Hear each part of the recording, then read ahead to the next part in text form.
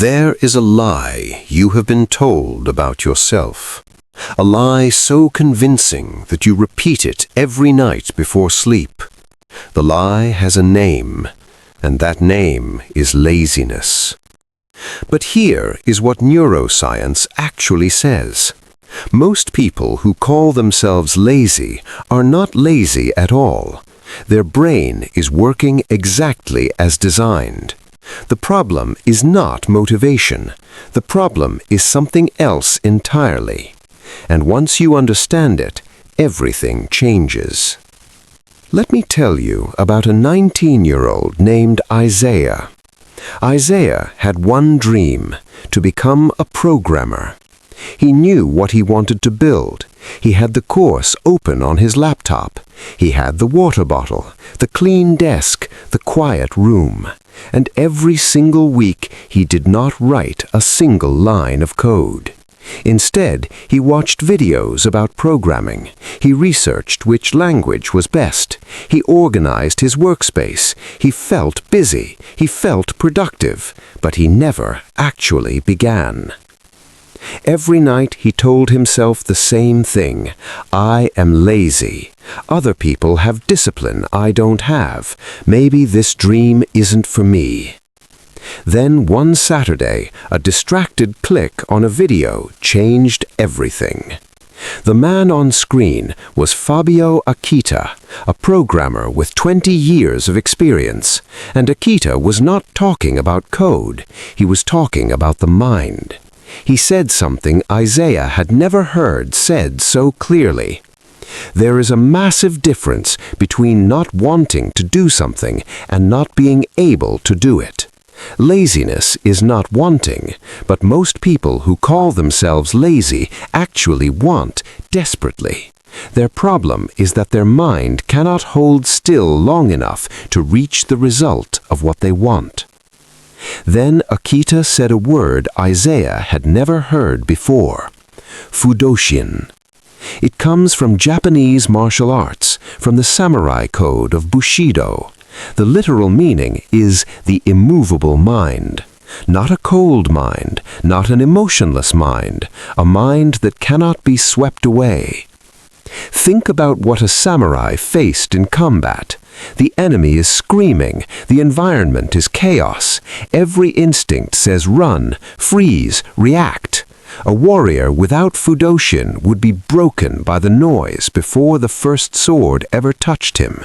A warrior with Fudoshin felt all of it, the fear, the adrenaline, the doubt, and none of it moved him from his center. Now here is what Akita said next, and this is the part that burned into Isaiah's memory like fire into dry wood. Distraction does not kidnap you, you surrender to it, and there is a difference. That difference is everything. This is where modern neuroscience steps in with something remarkable. Oxford neuroscientist Daniel Levitin found that every time your attention shifts from your work to your phone, from your task to a notification, your brain does not simply switch, it leaves behind what he calls attention residue. Part of your mind stays on the previous thing, part moves to the new thing. You are never fully anywhere. You are always half present, always half gone. And that constant splitting is not just unproductive, it is exhausting. The tiredness you feel after a day of trying to focus is not the tiredness of deep work. It is the tiredness of a mind that has been torn in 100 directions without going anywhere.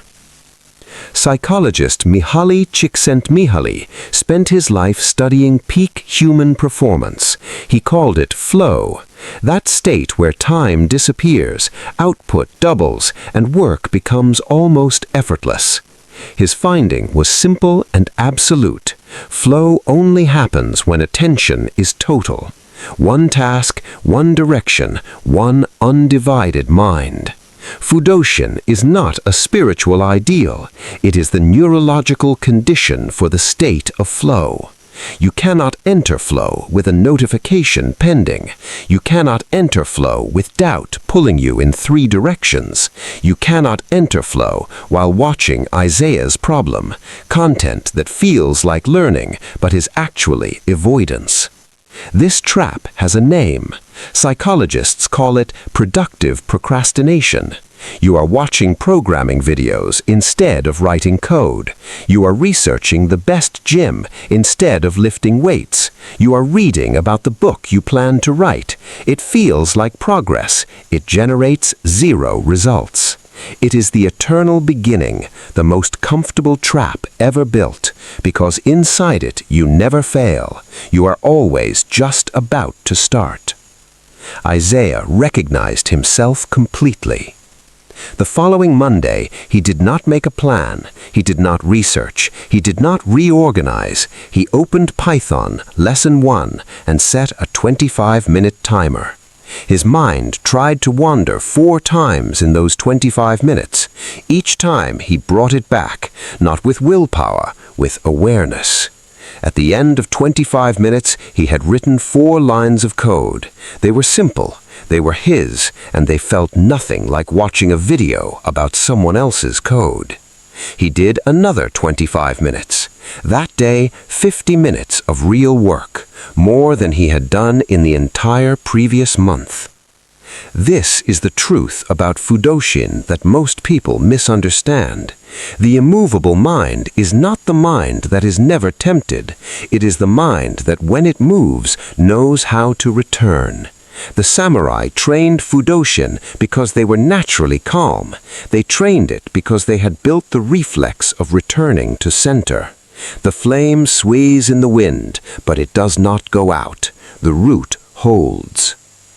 Isaiah developed one ritual before every study session. 3 slow breaths, phone in a drawer, not on the table, not in his pocket, in the drawer, because he understood that a visible phone consumes mental bandwidth even when silent. Your brain allocates attention to monitoring it. The drawer removed the temptation before willpower was ever needed. Small ritual, enormous effect. 6 months later, Isaiah had finished the Python course and built 3 working projects. 3 years later, he moved from junior to senior developer. At 25, he co-founded a startup in cybersecurity and digital identity, a complex regulated space nobody was solving cleanly. The company now serves dozens of corporate clients. His mother no longer has to work. His cousin, who had no direction, joined as an intern and is finding his way. Other young men from their neighborhood are watching and believing something they didn't believe before. Fudoshin didn't just build a company, it built a man who was present in his own life. So, here is what this story actually teaches you.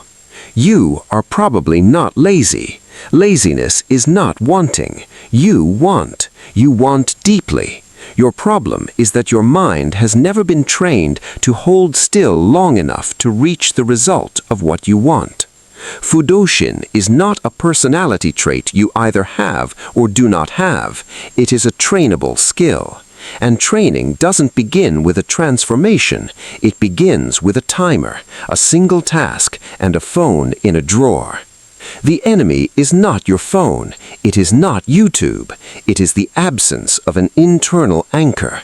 With Fudoshin, the phone can be on the table and your mind will not move. Without it, the phone doesn't even need to exist. Your mind will find its own path away from the difficult thing. And the most important moment in building this skill is not the moment you start with motivation and energy. It is the moment your mind begins to drift and you choose, quietly, to return. That single moment, repeated 1,000 times, is what builds the immovable mind. The question is not whether you understand this. The question is, which task will you sit with today without moving?